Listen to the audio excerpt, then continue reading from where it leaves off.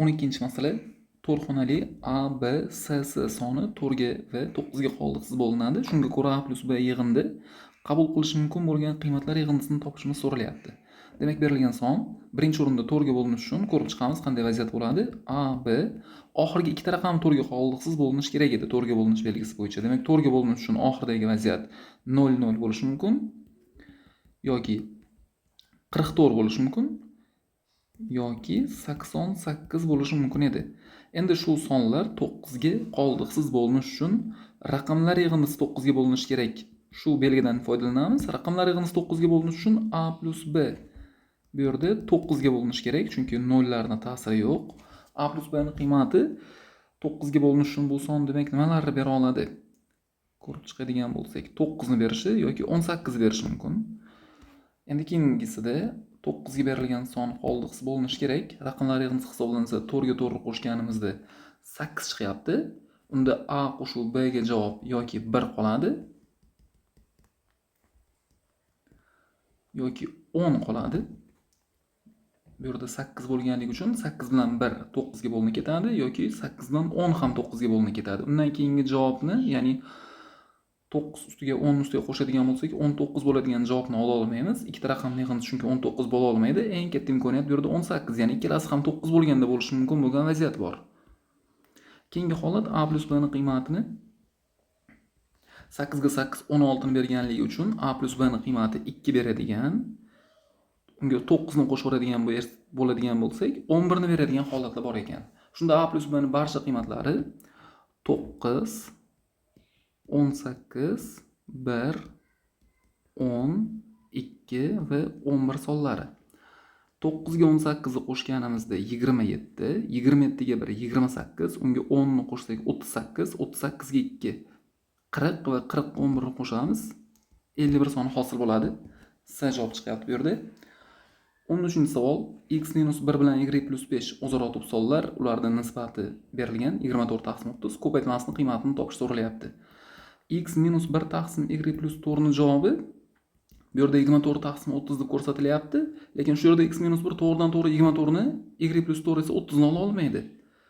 Bu holatda ular o'zaro tublik shartiga zid kelib qoladi. Shuni hisobidan 24 bilan 30 ni 6 ga qisqartirilganda javobi 4 taqsim 5 bo'lyapti. Mana endi x minus 1 ning javobi aniq 4, y plus 4 ning javobini esa 5 deb olishimiz mumkin. Shu sonlarning qiymatlari ham mana o'zaro tub bo'ladigan qilib tanlandi. Birinchi tenglamadan x ning qiymati topilsa 5 chiqadi, ikkinchisidan y ning qiymati 1 chiqadi. Ko'paytmasining qiymati so'ralganligi uchun 5 ni 1 bilan ko'paytmasi olinadi. 5 ga teng bo'lyapti javobimiz. 14-savolda hisoblashga oid masala. Bu yerda alohida bo'lib yuboramiz. 8 faktorial taqsim 7 faktorial qo'shilgan 9 faktorial taqsim 7 faktorial. Keyingisi ham o'zi shu tartibda 10 faktorial taqsim 9 faktorial qilib yozib olinadi. 7 gacha qisqarib ketadigan bo'lsa birinchisi suratda 8 qolyapti. 7 gacha keyingisi ham qisqarib ketsa 9 faktorial bu 1 dan boshlab 9 gacha bo'lgan sonlar ko'paytmasi edi. 7 faktorial esa 1 dan 7 gacha bo'lgan ko'paytma edi. 7 gacha qisqarib ketadi shu yerda. Mana 8 kira 9 javobi 72 qoladi. Keyingisidan 9 gacha qisqarsa suratda 10 qolib, yig'indimiz 8 ga 72. 80 uni 10 bilan qo'shganimizda 90 soni hosil bo'lar ekan. A javob olinadi. Navbatdagi 15-masala ham faktoriallarga oid hisoblash masalasi. Bunda umumiy ko'paytuvchini qavsdan tashqariga chiqarish yo'li yordamida yechib ko'ramiz savolni. Birinchi, suratdan tashqariga 8 faktorialni chiqarib yuboradigan bo'lsak, ikkala ko'paytmada ham bu faktoriallar mavjud. Ichkarida birinchisidan 2, keyingisidan 9 va 10 soni qolyapti. Plus 8 faktorial chiqib ketganligi uchun ikkinchi ko'paytmada 30 qoladi. Taqsim. Keyingi sondan 7 faktorialni qavs tashqarisiga chiqarganimizda birinchisida 8 kira 9 qoladi. 1 dan 7 gacha bo'lgan ko'paytma 9 ichidan chiqib ketyapti. 9 faktorial ichidan 8 9 ko'paytmasi qoladi. Minus keyingisidan 12 ekan. 7 faktorialgacha bu yerda qisqarib ketib suratda 8 bilan qolyapti. Qavs ichini hisoblaymiz. 2 kira 9 18, uni 10 bilan ko'paytmasi 180, 30 qo'shilganda 210. Taqsim 8 kira 9 72, 12 ayrilganda 60. Demak 10 ga bo'linganda nollar qisqarib ketadi. 6 bilan 8 ni 2 ga qisqartirsak 4, 3, 3 bilan 21 3 ga qisqarsa 7. Ko'paytmamizning qiymati 28. 16-savol tenglamani yeching deyilgan. Berilgan tenglamani 12 ga ko'paytirib yuborish yordamida yechib ko'ramiz. Bunda har bir kasr 12 ga ko'paytirib chiqiladi. Bunda yechim o'zgarmaydi tenglamani. Demak, birinchi kasrga 12 ko'paytirilganda bu yerda 3 bilan qisqarib ketganligi uchun 4 tadan tegadi. Ikkinchisiga 3 tadan tegadi. Keyingisi 12 ga qisqarib ketib bunga 1 tadan tegadi. 4 kere 2x minus 3 qo'shilgan 3 kere 3x plus 1 tenglik 15x minus 7 1 bilan ko'paytirilganda o'zi hosil bo'lyapti.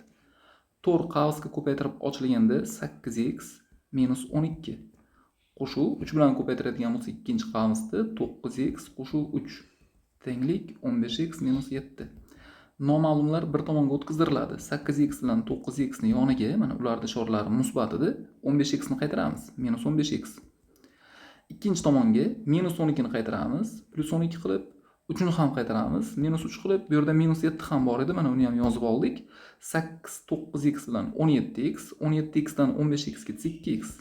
Tenglik 12 dan 3 ketsa 9, 9 dan 7 ayrilsa 2. Ko'rinyaptiki, tenglamamiz yechimi bu yerdan 1 ga teng chiqar ekan. B javob olinadi. Keyingi 17-masalada L minus K ayirma qiymatini topishimiz so'ralyapti. L bu 19 dan boshlab toq sonlar 67 gacha, K esa 17 dan boshlab 41 gacha bo'lgan toq sonlar. Bu yerda yig'indini qiymatini hisoblab oladigan bo'lsak, avval K sonini hisoblaymiz. K 17, 18, 19 va hokazo hammasi olingan 41 gacha. Bitta dastlabki sondan, bitta oxirgi sondan boshlab qo'shib olamiz. 17 bilan 41 ni qo'shadigan bo'lsak, javob 58 chiqadi. Keyingisida 18 bilan qo'shilganda 40, uni javobi ham 58 ga teng chiqadi. Va hokazo javoblar faqat 58 berib boradi. Faqat bitta 29 soniga sherik qolmas ekan. Undan oldingi sonlar yig'indisi 28 dan 30 ham 58 bergan bo'ladi. Endi bu yerda 58 larning miqdori bizga muhim. 17 dan boshlab 41 gacha nechta son borligini topishimiz uchun 41 dan ayirib tashlaymiz 16 ni. Bu ayirmamizning qiymati 25 ga teng. 25 ta son toq miqdorda, bitta 29 ga chunki sherik chiqmadi.